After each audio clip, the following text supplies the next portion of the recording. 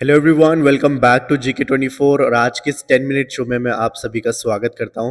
देखो, जैसा कि आप यहां पे देख पा रहे हो इमेज में, तो आज हम जो है ज्योग्राफी से रिलेटेड 50 MCQ करेंगे which are very very important. जो जिस भी मतलब कोई भी अगर आपने एग्जाम फॉर्म फिल किया है, आने वाले टाइम में अगर उसका एग्जाम है तो वो सभी के लिए इंपॉर्टेंट है, अगर ज्योग्राफी उसका सब्जेक्ट है तो।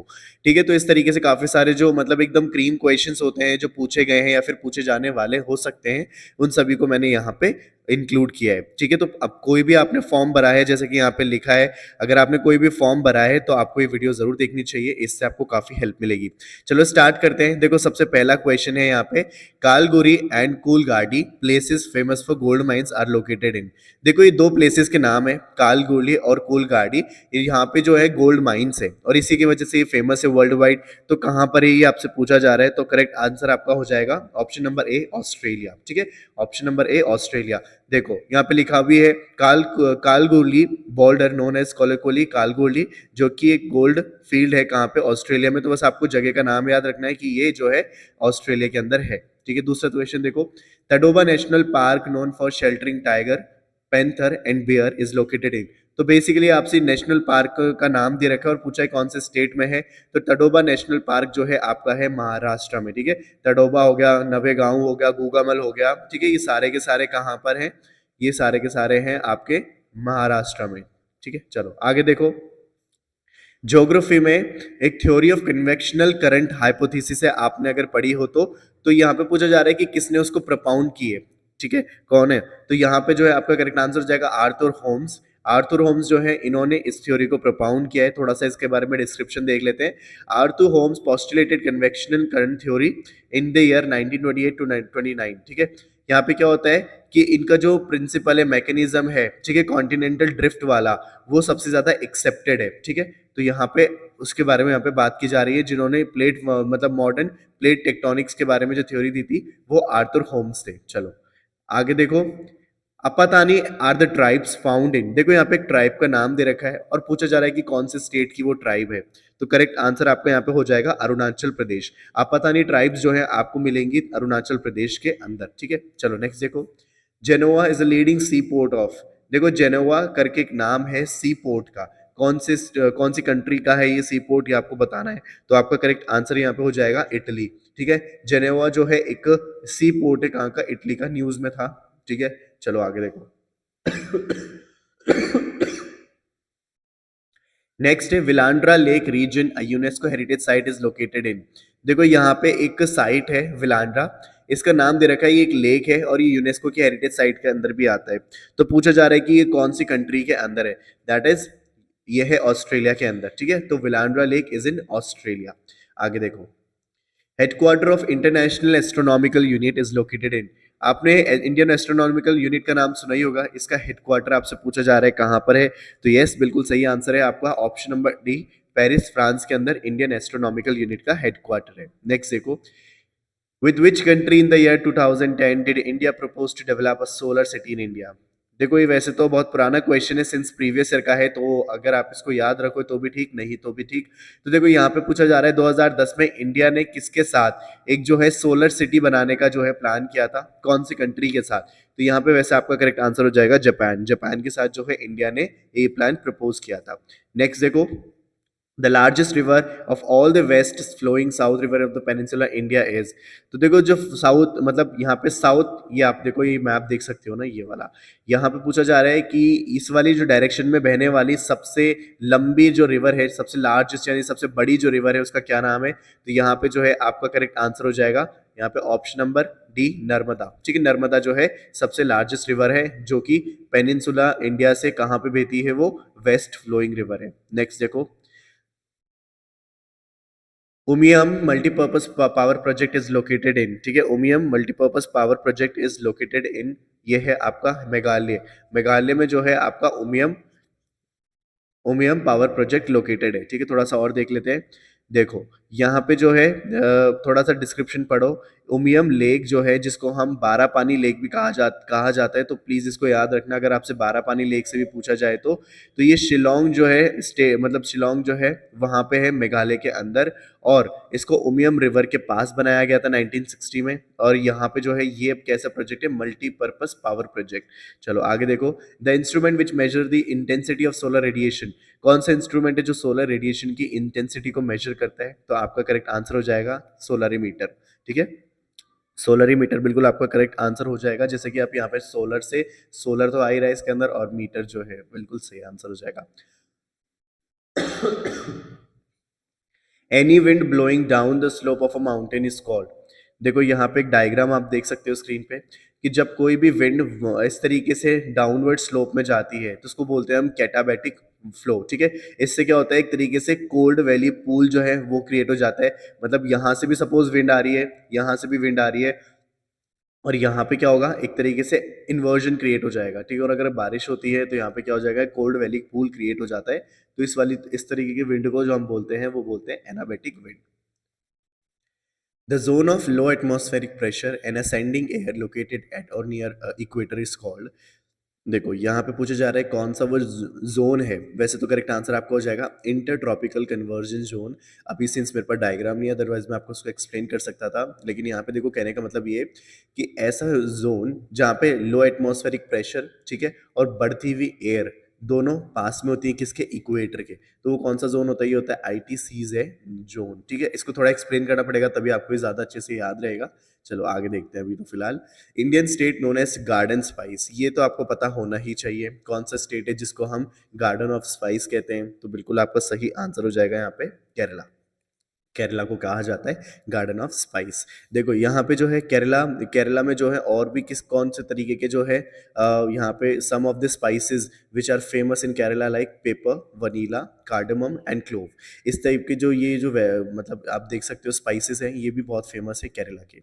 नेक्स्ट देखो, Rajiv Gandhi environment award is given for outstanding contribution to. यहाँ पे कौन से फील्ड में दिया जाता है? तो ये दिया जाता है contribution in the development of neat technology. ठीक है, यहाँ पे देखो ऑप्शन नंबर डी, अगर कोई भी टेक्नोलॉजी के अंदर कोई भी आउटस्टैंडिंग कंट्रीब्यूशन करता है तो उसको राजीव गांधी एनवायरनमेंट अवार्ड दिया जाता है। ठीक है, और वो भी कैसा टेक्नोलॉजिकल कंट्रीब्यूशन जो कि एनवायरनमेंट को पोल्यूट करके ना हो। मतलब यहाँ पे देखो नीट लिखा हुआ है ना, तो उसका मतलब यही है कि हम टेक्नोलॉजी तो दे देते हैं, लेकिन उसके साथ में क्या होता है कि एनवायरनमेंट हजार्ड जरूर आता है। लेकिन अगर कोई नीट टेक्नोलॉजी देकर जाता है तो फिर उसको हम ये वाले अवार्ड से सम्मानित करते हैं। नेक्स्ट देखो, cells are the dense tropical forest of. ठीक है, यहाँ पे आपसे पूछा जा रहा है कि जो सेल्स नाम के डेंस ट्रॉपिकल रेन फॉरेस्ट होते हैं, ये कहाँ के होते हैं, कहाँ के हैं ये? तो बिल्कुल आपका करेक्ट आंसर हो जाएगा साउथ अमेरिका। ठीक है, साउथ अमेरिका के ये एक तरीके से ट्रॉपिकल डेंस फॉरेस्ट है। तो आपको बस नाम याद रखना है और कहाँ के हैं इतना याद रखना है, और कुछ नहीं। देखो, Mahe and Yanam are the parts of union territory of. Mahe और यनम का अगर आपने नाम सुना है तो वेल एंड गुड, नहीं तो देखो अभी हम बात करने वाले, तो ये है पौंडीचेरी के। माहे और यनम जो है यूनियन टेरिटरी कौन सी, पौंडीचेरी के पार्ट्स हैं। तो आपको ये दोनों भी याद रखने हैं। ठीक है, नेक्स्ट देखो, the most important breed of wool producing ship in the world. जो सबसे हाई क्वालिटी की जो वूल जो है प्रोड्यूस करने वाली शिप है ना, उसका एक पर्टिकुलर नाम है और उसको वर्ल्ड वाइड माना जाता है कि ये most important breed of wool है। तो आपको कुछ बताना है कौन सी है। तो इसका नाम है मरीनो। ठीक है, मेरिनो जो है वो एक ऐसी ब्रीड ऑफ वूल है, ठीक है, ब्रीड ऑफ वूल है जहाँ से मतलब बहुत अच्छा क्वालिटी का जो मतलब वो होता है वूल, वो निकलता है। इसको कहा जाता है, इस वाली शिप को मरीनो। ठीक है, चलो आगे देखो। इंडिया का फर्स्ट मरीन नेशनल पार्क कौन सा है? इंडिया का फर्स्ट मरीन नेशनल पार्क है द गल्फ ऑफ कच्छ। ठीक है, the gulf of Kutch is the first marine national park of India. देखो यहाँ पे सॉरी, पेन ले लेता हूँ मैं एक बार। ऑलराइट, इंडिया का first marine wild life sanctuary और फर्स्ट मरीन नेशनल पार्क जो है गल्फ ऑफ कच्छ में बनाया गया। ये जो है एक आर्किपेलागो है, मतलब एक छोटे छोटे आइलैंड का जो है ग्रुप है। ठीक है, 42 ट्रॉपिकल आइलैंड से मिलकर जो कि बना है। ठीक है, कहाँ पर है ये? जामनगर डिस्ट्रिक्ट में है। ठीक है, northern coast of Jamnagar district and the southern coast of Kutch. तो आपको बस इतना याद रखना है, इंडिया का फर्स्ट मरीन नेशनल पार्क या फिर इंडिया का first marine wild life sanctuary national park. तो ये मतलब वाइल्ड लाइफ सेंचुरी, तो ये दोनों का ही आंसर क्या हो जाएगा? The gulf of Kutch. Next है सिंगारेनी कोलफील्ड इज लोकेटेड इन, कहाँ पर है सिंगारेनी कोलफील्ड, तो ये है आपकी गोदावरी वैली के अंदर, ठीक है। तो आपका करेक्ट आंसर हो जाएगा option number C.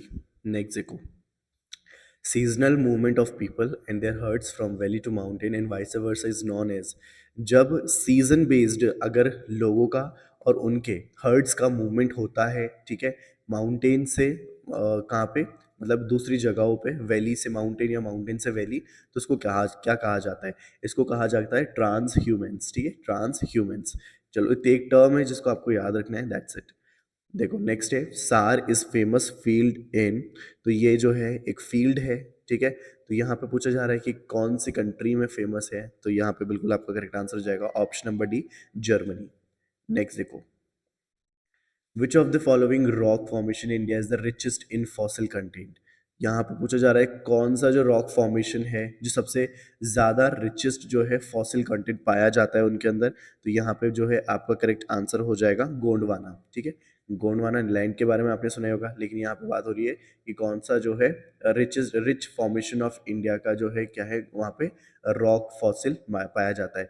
The marine Gondwana fossil park जो है एक यूनिक एक्सपोजर है, ठीक है, जहाँ पे आपको कार्बन डेटिंग जो है वो मिल जाएगी देखने को, ठीक है। ये सारी की सारी जो चीज़ें आपको कहाँ देखने को मिलेंगी, छत्तीसगढ़ के जो डिस्ट्रिक्ट है कोरिया वहाँ पे, ठीक है। तो क्या नाम है इसका, Gondwana.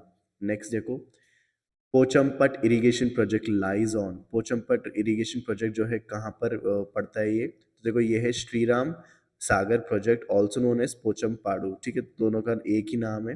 Project is an Indian flood flow project of Godavari, ये गोदावरी का ही एक क्या है प्रोजेक्ट है। सैंडस्टोन, कॉन्ग्लोमरेट, लाइमस्टोन, सेल्सपोटास, लोएस, गेसराइट्स, चौक, कॉल, चर्ट, हेलाइट, ये सारे के सारे एग्जाम्पल्स किसके हैं, तो ये सारे एग्जाम्पल्स हैं सेडिमेंट्री रॉक्स के।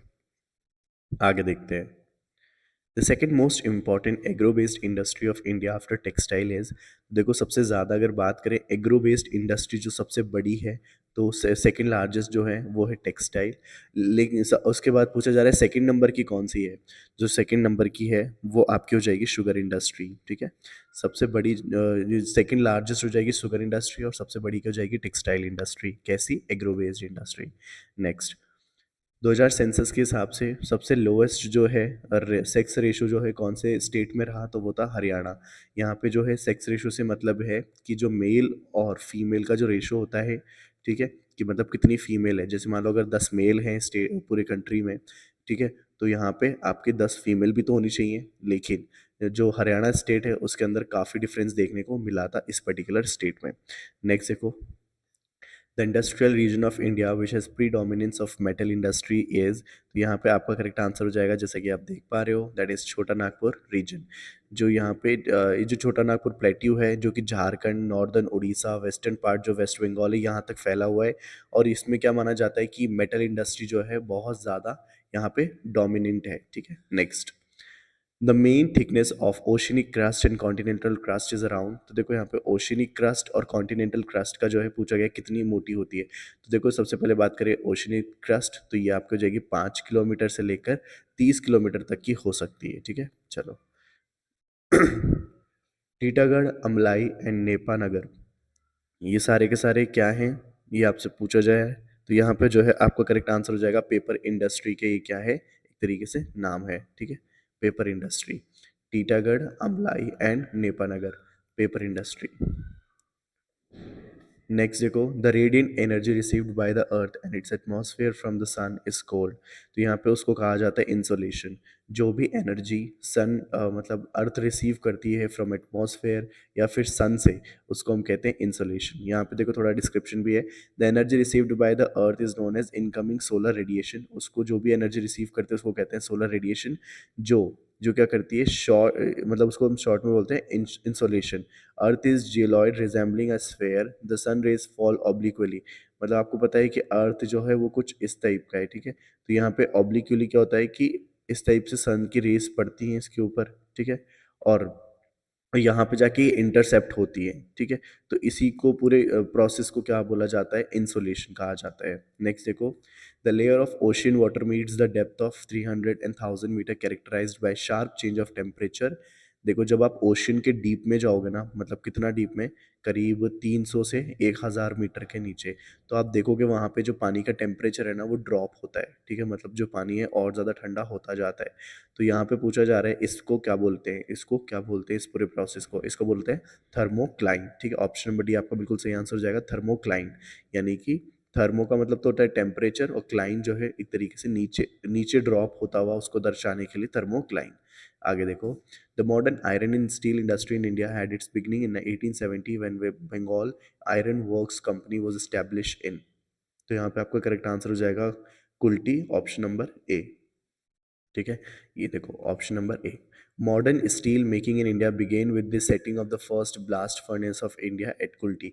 सबसे पहला जो ब्लास्ट फर्नेस है वो यहाँ पे से स्टैब्लिश किया गया था, ठीक है, जिसके अंदर प्रोडक्शन कब स्टार्ट हुई थी, 1874 में, ठीक है। तो यहाँ पे आपको बस इतना सा याद रखना है कि इंडिया का जो सबसे पहला modern iron and steel industry in India 1870 में उसकी बिगनिंग हो गई थी, और बंगाल आयरन वर्क्स जो कंपनी है वो कब स्टैब्लिश हुई थी, वो कहाँ पे स्टैब्लिश हुई थी, कुल्टी के अंदर। Next, the planet which is maximum number of satellites is, तो कौन सा प्लेनेट है जिसके पास सबसे ज़्यादा सैटेलाइट्स है, तो वो आपका करेक्ट आंसर हो जाएगा सैटर्न, ठीक है। सैटर्न के पास जो है टिल डेट सबसे ज़्यादा नंबर ऑफ सैटेलाइट्स है। कौन सा प्लेनेट जो है अर्थ का ट्विन कहलाते हैं, तो बिल्कुल आपको पता ही होगा इसका आंसर, ये है हमारा वीनस, ठीक है। बिल्कुल सही आंसर हो जाएगा ऑप्शन नंबर बी।